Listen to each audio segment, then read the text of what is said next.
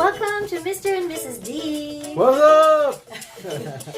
So this is another section of our Moving to Germany series, and we would just like to share with you what possibly the hardest thing about moving from a foreign country to Germany is. So Mr. D, what do you think? What's the hardest thing about moving to Germany? Hardest thing? I'm just here in our very tiny bathroom, giving my son a bath. Hi. And we asked ourselves, what are the hardest things about moving to Germany?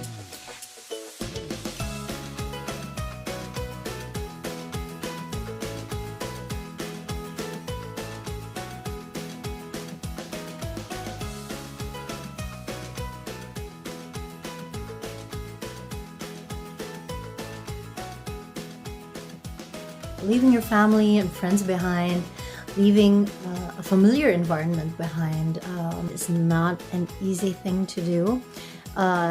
It's a huge decision, and well, you have to think about it. You have to make sure you give it a lot of thought, and well, make the decision after you've taken your time.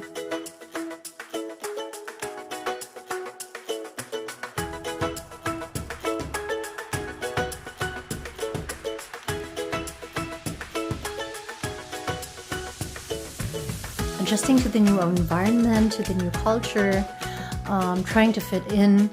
It may not always be an easy task, especially if you come from a country that is culturally very different from Germany, that is also different based on the weather zone. So if you come from a very warm country and you move to a country like Germany where it rains a lot, where it's most of the time pretty cold, that might be a huge adjustment for you as well.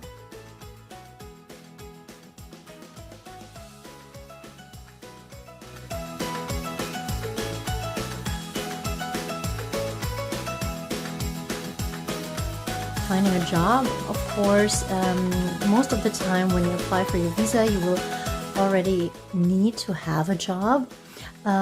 If you move to Germany without a job and you start your job search once you have already arrived in Germany, that might also be a challenge, especially if you do not speak the language yet. So that is something that you need to consider. Most jobs will require German skills. Many jobs require a German skill of at least B1. Many jobs will require a German skill level that is as high as C1. So that is something you have to consider when you try to find a job here. Of course, there are English-speaking jobs available as well. But it will limit your job market, so the available jobs that you can find here by a lot. So you might find it difficult to find a job quickly.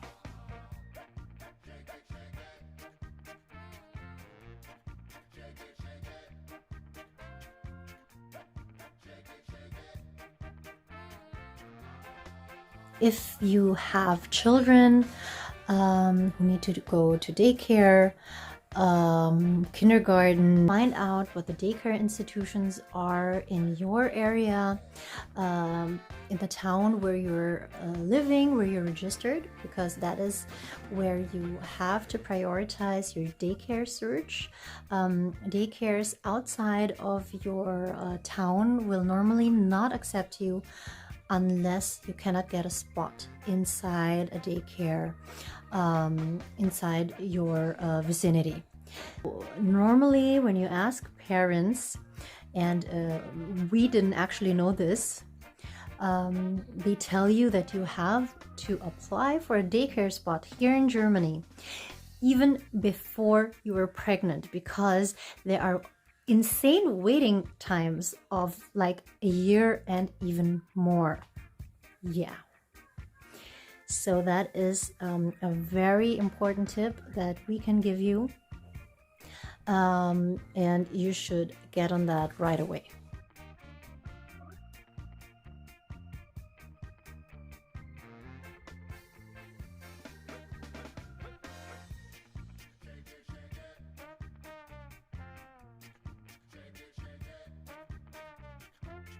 if you come from a country that is very far away from Germany, like in our case, we come from the Philippines, you will find that it's quite a strain on your budget if you want to go on vacation to your home country.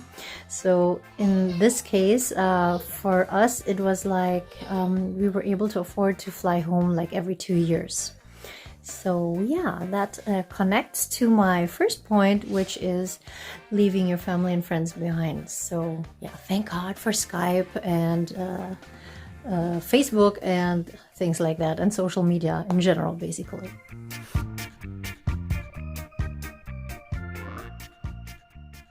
Another thing we surprisingly found hard is the fact that all stores are closed on Sundays. So in the Philippines, we really love to go out on the weekend, especially on Sunday, just to roam around, use the free time to go shopping, even just window shopping.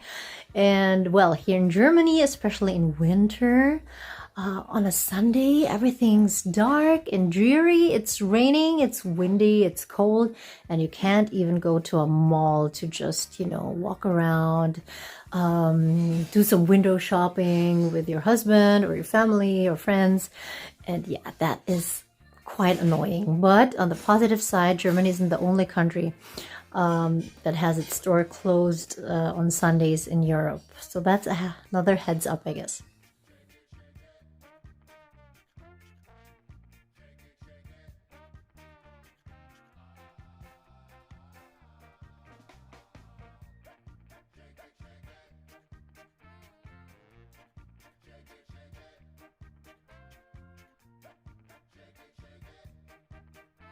But seriously, I think the explanation for that is that if you are a medium income family, you will just simply end up doing a lot of things yourself, such as the household chores, cooking, of course, the laundry.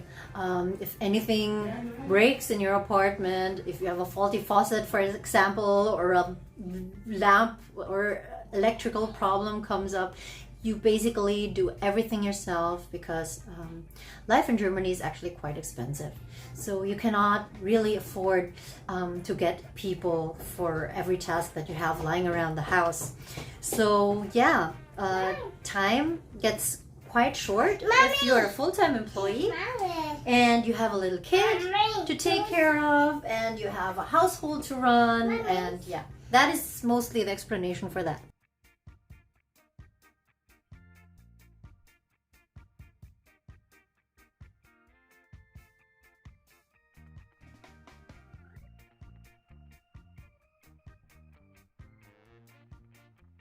In the Philippines, when you try to learn the local language, people appreciate that you're trying to learn the language, and they're actually very tolerant in terms of grammar and the way you express yourself. So they actually enjoy it, even if you don't speak the language perfectly yet. They end up appreciating you for the effort of trying to learn their language and trying to communicate with them in their language. Whereas in Germany, I think the attitude of the Germans are quite different to what I experienced with Filipinos, because Germans are quite proud of their language. It has a very long history, and it's just basically a part of their culture. This certain sense of correctness, of speaking correctly, and in such a way they are actually not as tolerant when people try to learn the language and they note that the grammar is incorrect, you're not pronouncing things correctly. So they have a totally different attitude towards it. So that would definitely contribute to a foreigner saying that, wow, it's really hard to learn German. And we hope that you find the information useful. We hope that it will help you manage your expectations. Maybe you can avoid a few of the difficulties that we had. And please remember, this is not a criticism of anybody in Germany. It's just experience that we made, and we hope it helps you.